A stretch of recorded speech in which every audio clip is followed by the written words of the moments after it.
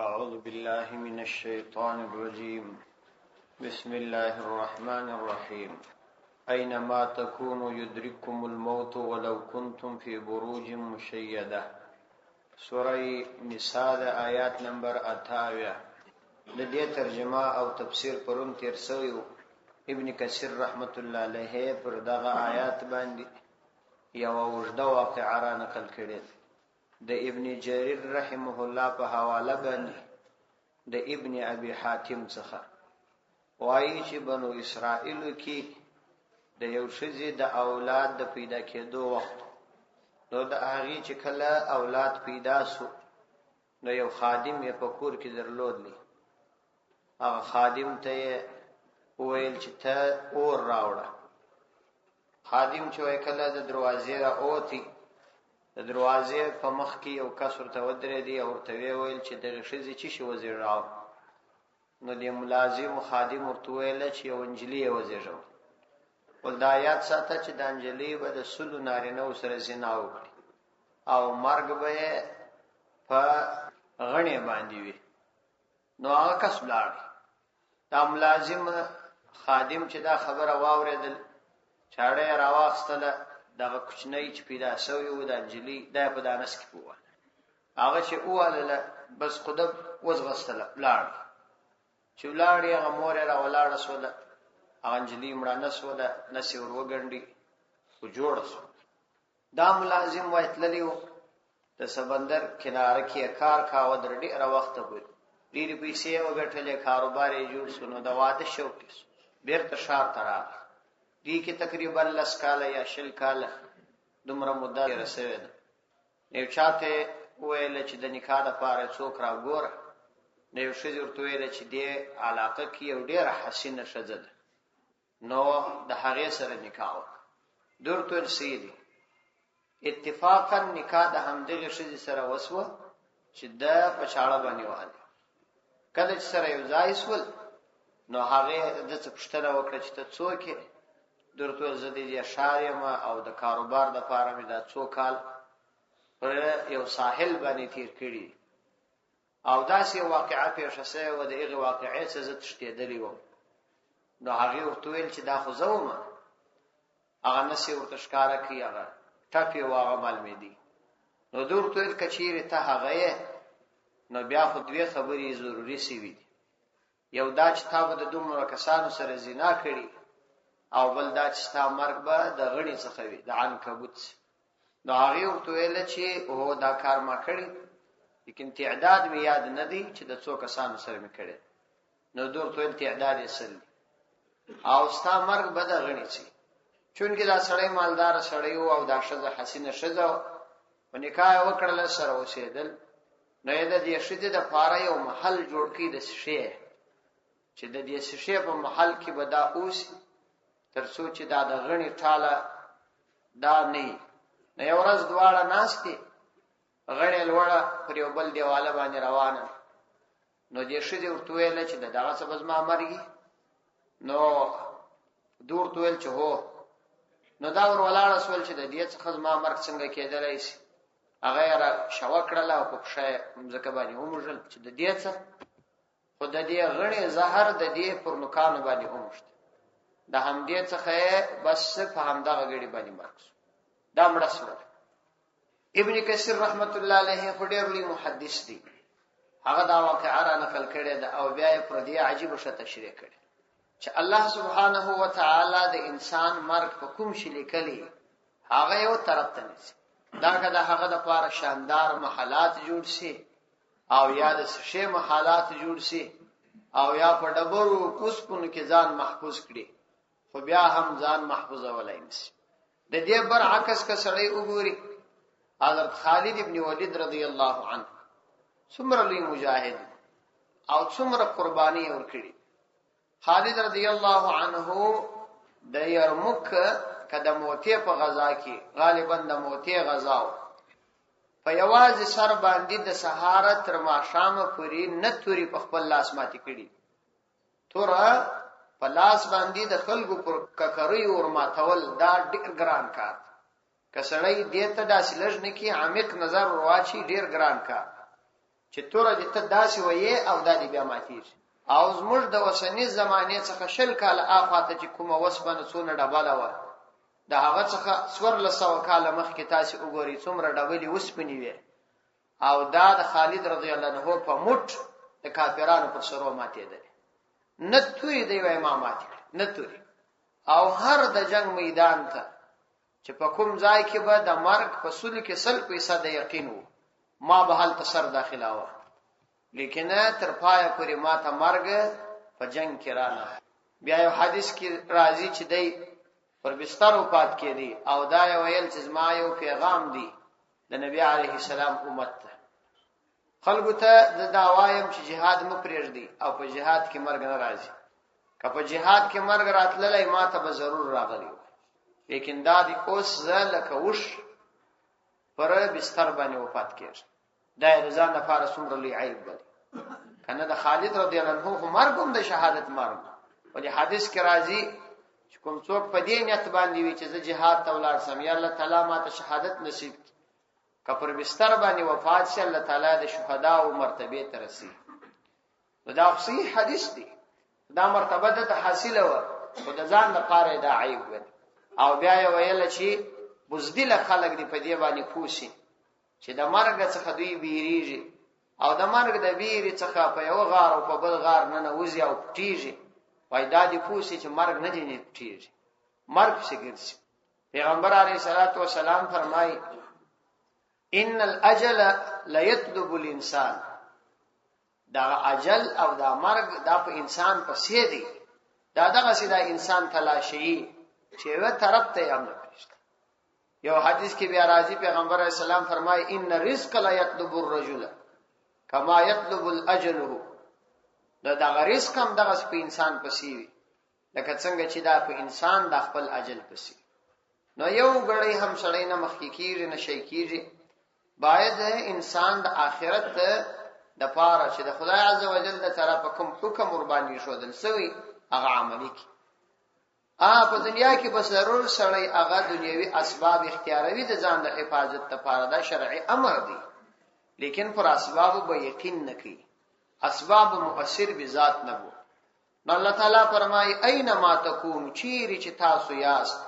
یدرککم الموت، مرګ به تاسو راټینګ کړي، ولو کنتم فی بروج مشیده، که هم تاسو یاست په مضبوطو کلاګانو کې. مشیده ودا تشیید څخه اخسته سوی دی، تشیید وای ټینګ او مضبوط ځای، لکه دا اوس چې د لوی ډبرې څو درزنه څنګ پر څنګ پرې ایشي او ځان بساتي، او یا دا د شدید څخه اخسته سوی دی په معنا باندې د مرتفع دی، یعنی ولو که په ډیر لوړو محلاتو کې اوسېږي که مرګ درته راتلی جنې تلای نشي. ما اصابك من حسنة فمن الله وما اصابك من سيئة فمن نفسك وارسلناك للناس رسولا وكفى بالله شهيدا.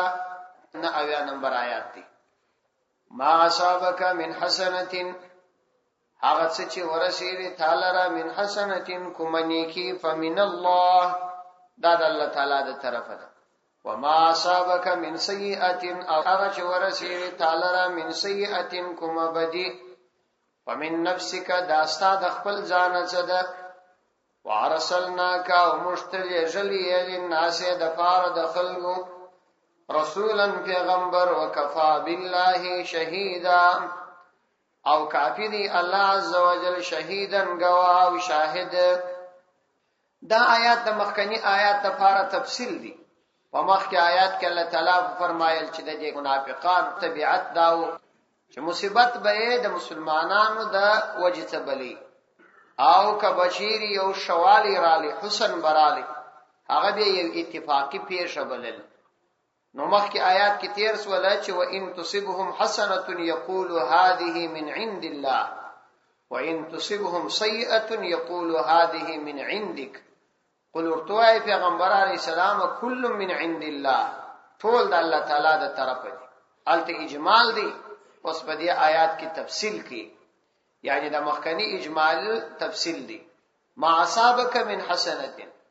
ندی رسیدلی تعالی را من حسنه کوم نیکی او نعمت، کوم نیکی او نعمت چې تا ته رسیږي فمن الله دا الله تعالی د طرف یعنی په دنیا کې چې څومره نعمتونه او د عافیت معاملہ الله سبحانه و تعالی د خپل بندگانو سره کوي که مؤمنان دي که کافران دي دا د الله تعالی فضل او د الله تعالی کرم دي په دې کې د انسان هیڅ دخل نشته ولې د مؤمن نیک اعمال کچیر سړی دې ته متوجي شي چې د الله تعالی نعمت ما ته زما د نیکو اعمالو په وجه راکړل کیږي نو خو نیک اعمال هم د الله تعالی یو نعمت دی چې تاته بلا نعمت درکړي ولی نیک اعمال کده نور نعمتونو د لپاره وسیله سي نو خپل کو دغه ښه اعمال دام یو نعمت دی چې الله تعالی تاته درکړي دي او د دې نه مخکې تا صالحه اعمال نه وکړي کدی کړي و هغه یو نعمت دغه نه مخکې تا صالحه اعمال نه وکړي نو ښکارا خبره ده چې په دنیا کې څومره انسانانو ته څومره مخلوقات ته الله سبحانه و تعالی نعمت ورکوي دا د الله تعالی د طرف څخه بلا واسطه ورکول کیږي وما هغه اصابک چې ورسېدل تعالی من سیئه کوم بدی ومن نفسک نو دا استاد نفس د طرفه ده یعنی ولو ک بدی هم د الله تعالی د طرفه څخه په حقیقت کې ده او ظاهری سبب استاسو بد اعمال مطلب دا چې د الله تعالی د طرفه نقمت او د الله تعالی د طرفه عذاب دا بالواسطه راځي یعنی واسطه یې د انسان بد اعمال وي چې د انسان بد اعمال واسطه شي دا هغه په وجه باندې راځي چنانچه رسول الله صلی الله علیه وسلم په یو حدیث کې فرمایي چې ما من مصیبت تصيب المسلم نسته یو مصیبت چې مسلمان ته رسیږي الا كفر الله بها عنه حتى الشوكه يشاكها وای کوم مصیبت چې مسلمان ته رسیږي د دې مصیبت په وجه الله تعالی د هغه مسلمان ګناهونه رجي حتی شوکت تر داسې اندازې چې مسلمان ته یو زوز هم ورجکسي نو الله سبحانه و تعالی په هغه باندې د ګناهونه رجي ابو موسی اشعری رضی الله عنه وايي ان رسول الله صلی الله علیه وسلم چې رسول الله صلی الله علیه وسلم قال و فرمایي لا تصيب عبدا نكبه یو بندل را یو تکلیف نه رسیږي فما فوقها یا تراغه تکلیف غټ و ما دونها یا تراغه کم الا بذنب مگر د ګناه یعنی کلوی مصیبت وی او که کوچنی مصیبت وی دا الله تعالی انسان ته د ګناهونو او د شامت اعمال په وجه ورسي وما يعفو اکثر او څومره چې الله تعالی د خپل بنده ته معافي کوي هغه پر دې ډیر یعنی کله ګناهو په وجه ارګړې الله تعالی دی رانی ولای دای په ټول ژوند کې یو ثانیم د الله تعالی د عذابونو څخه خلاص دی نس الله تعالی پر ډیرو معافي ورته کوي کله پر یو شی باندې معمولی مصیبت پر پیښ کی خدای معمولی مصیبت چې ور پیښ کی نو دا د مؤمن د لپاره خیر دی ځکه کافر ته چې وای په دنیا کې کوم عذاب الله تعالی ورکی وای دا د آخرت د عذاب نمونه ازمن استاد په اصطلاح او سمپلی لیکن مؤمن ته چې الله تعالی په دنیا کې کوم عذاب ورکی یا په کوم مصیبت گرفتار کی وای دا دغه مؤمن د ګناهونو د لپاره کفاره وي چې الله تعالی په دې د ګناهونو رجي او یا درجات قرباني بلند کی نو مصیبت او پریشانی عموما د اعمالو د شامت په وجه راځي د اعمالو د بدی په وجه راځي په دې ارتباط باندې حضرت مولانا اشرف علي تهانوی رحمه الله یو ډیر بهترین کتاب لیکلی دی دا پښتو تم ترجمه شوی دی نو ډیر ښه کتاب دی جزاء الاعمال د یو کتاب دی په دې کې د صالحه اعمال په مقابله کې کوم نعمتونه الله تعالی د خپل بندگانو تورکی او د بدو اعمال په وجه سزا ورکی ډیر تفصیلی پر دې باندې غلېدلې دي او ډیر ښه شی ور باندې لیکلي نو دا بیا پیدا کړي سره ګوري ډیر انسان متوجه کوي الله فرمایي وما اصابك من سيئه او وجتا تورسدل من سيئه كما بدي فمن نفسك اغستا د ځان د طرفه ده وارسلناك للناس رسولا وارسلناك او مشتل جلی للناس د پاره د خلقو رسولا پیغمبر یعنی مشتل خلقو د پاره پیغمبر لېږلی د تمام انسانانو د پاره مو پیغمبر لېږلی نو که یو څوک ستاسو نبوت نه انکار کوي لکه دا منافقین، نو دا ستاسو پر رسالت باندې کوم درز نشي راوستلای او نه ستاسو رسالت نه پی کېدلای شي. انکار د یو شي څخه نه پی داغه شي نه راولي چې یو څوک د یو شي څخه منکر سي هغه شی بنونی. ډیر خلک د الله تعالی د وحدانیت څخه منکر دي، لیکن د الله تعالی وحدانیت څخه انکار د یو عمل څخه نه پی د هغه عمل او عدم د هغه عمل نه راولي. وارسلناک للناس رسولا، او موږ لېږلیته للناس تمام انسانانو لره رسولا پیغمبر. للناس کلمه یې ذکر کړه، مراد دا چې د پیغمبر علیه الصلاۃ والسلام نبوت او پیغمبري عامه ده. عرب او عجم، جنات او انسانان دې ټول ته الله عزوجل دې پیغمبر کړی دی صلی الله علیه و آله وصحبه وسلم. وکفا بالله شهیدا، وکفا بالله او کافی دی الله عزوجل شهیدن گوا. یعنی که خلق ستاسو رسالت انکار کوي نو دا چندانې د غم او پریشانی خبره نه ده، ولی چې الله عزوجل ستاسو نبوت د پاره په شاهدی کې کافی دی چې الله عزوجل ستاسو نبوت او د رسالت شاهدی ورکړي. همې قولا ورکړی دا او همې عملا. قولا نه دا دی فرمایلی دي چې ارسلناک للناس رسولا، او عملا یستا پر لاس باندې داسې قوي قوي معجزات ښکارا کړی دي چې هغه ټول ستاسو نبوت د اثبات د لپاره مضبوط دلایل دي. وکفا بالله شهیدا، نو ځکه ستاسو پر رسالت باندې د گواهی د لپاره الله تعالی کافی دی، هم قولی شاهدی او هم فعلی شاهدی. من یطیع الرسول فقد اطاع الله ومن تولى فما ارسلناك عليهم حفيظا. من يطيع الرسول څوک چې اطاعت وکړي رسول فقد اطاع الله، نو یقینا هغه د الله تعالی اطاعت وکړي. ومن تولى او چا چې مخ واړاوه فما ارسلناك عليهم حفيظا، نو موږ نه لېږلي ته عليهم فاغوی باندې حفيظا نگران. من یطیع الرسول، پیغمبر علیه الصلاۃ والسلام ته تسلی ده او د پیغمبر علیه الصلاۃ والسلام د نبوت د عمومیت خبره. کچا د الله د رسول اطاعت وکي فقد اطاع الله، نو دی یقینا د الله تعالی اطاعت وکي. معلومه سول چې چا د پیغمبر نافرمانی وکړل هغه یقینا د الله نافرمانی وکړ. ځکه اطاعت د پیغمبر اطاعت د الله دی، نو نافرمانی د پیغمبر نافرمانی د الله عزوجل. ولی عقلا د الله تعالی اطاعت فرض واجب. الله تعالی منعم دی، زموږ خالق دی، زموږ مالک دی، موږ پیدا کړی، پر موږ انعام کړی، او څوک چې پر چا انعام وکي شکر یې پر منعم باندې لازمی دی، نو باید هغه شکر ادا کړي. عقلا دا لازمی ده. نو چې د الله تعالی اطاعت عقلا واجب او فرض دی، نو د پیغمبر علیه الصلاۃ والسلام اطاعت هم عقلا واجب او فرض دی. د شرعي اصول څخه چې نظر واړې لا پر انسان باندې فرض دی. ومن تولى او چا کوم خواړوي د اطاعت څخه د پیغمبر علیه الصلاۃ والسلام اطاعت یې ونه کړی، وما ارسلناک علیهم حفیظا، نو ای پیغمبر علیه السلام ته غم کوه په دې باندې م پریشان کېږه. فما ارسلناک ځکه چې موږ ته نه یې لېږلی علیهم پاغوی باندې حفیظا نگران، چې موږ به ستا څخه باس خاص کوو، ستا څخه موږ بحث خاص نه کوو، چې ستا څخه موږ په دې کې بیا تفصیلی پوښتنې کوو چې دی ولی اطاعت نه دی کړ. ستا وظیفه خو د رسالت کار دی، رسول دی، تا کار کړی دی، دا چې څوک یې مني کې نه مني دا د الله تعالی کار دی. ومن تولى او چا چې مخ واړاوه یعنی د اطاعت څخه فما ارسلناک علیهم حفیظا، نو موږ ته نه یې لېږلی علیهم فاغوی باندې حفیظا نگران، چې موږ دې ستا څخه د هغوی په ارتباط بحث خاص وکړو. ويقولون طاعة فإذا برزوا من عندك بيت طائفة منهم غير الذي تقول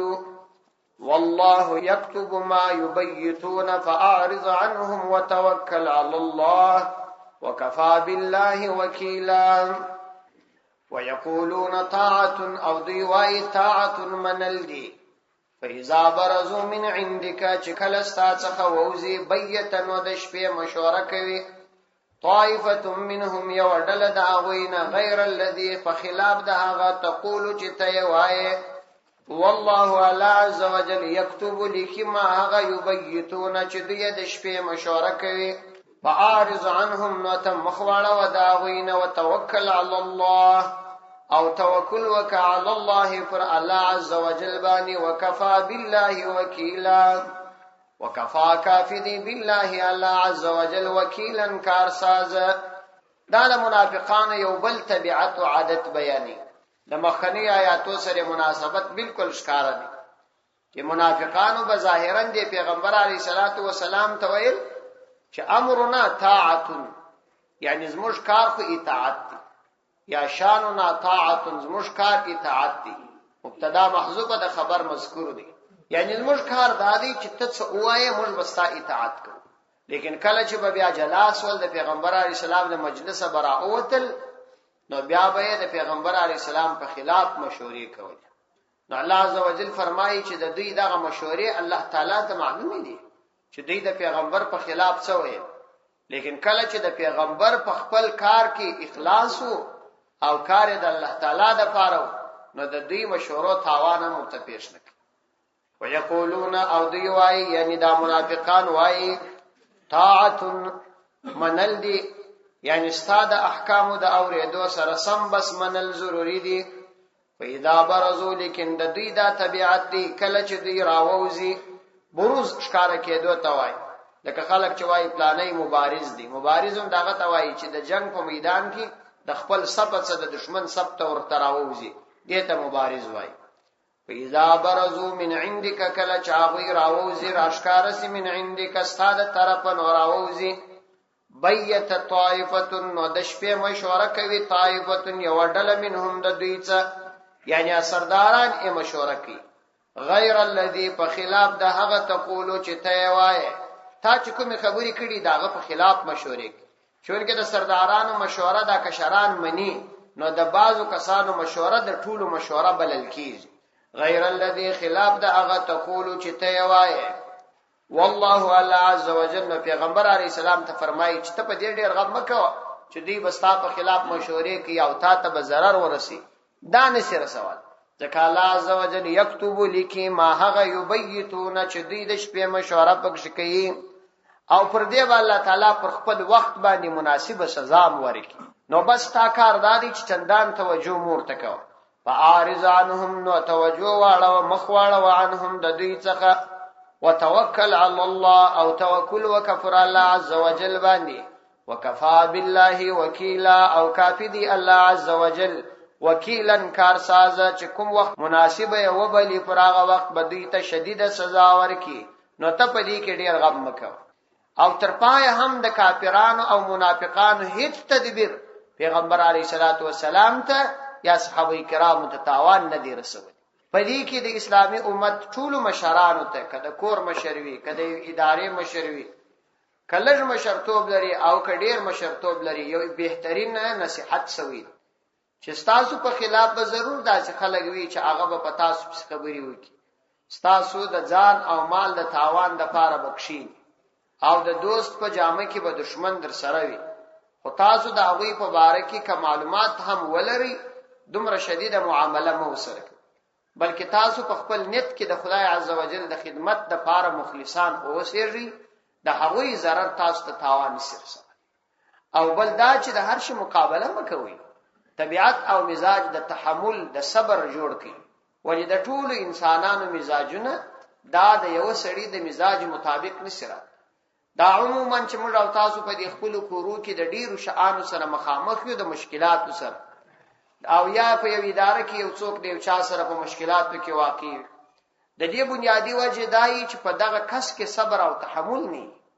او دای دا فکر کوي چې ټول خلک باید زما د مزاج مطابق زما سره ولاړ شي. دا کېدلای نشي. د هر چا فکر جلا دی د هر چا نظر جلا دی د هر چا ترتیب جلا دی.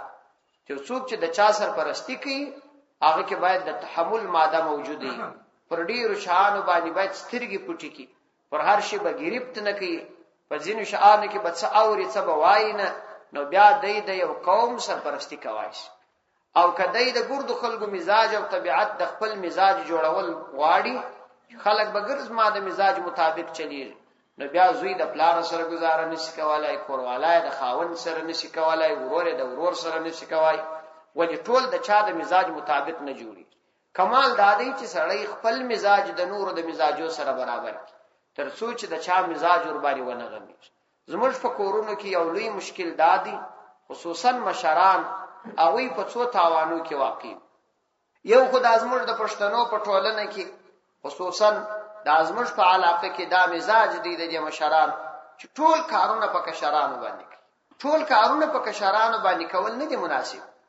ولی که ټول کارونه په کشرانو باندې کوي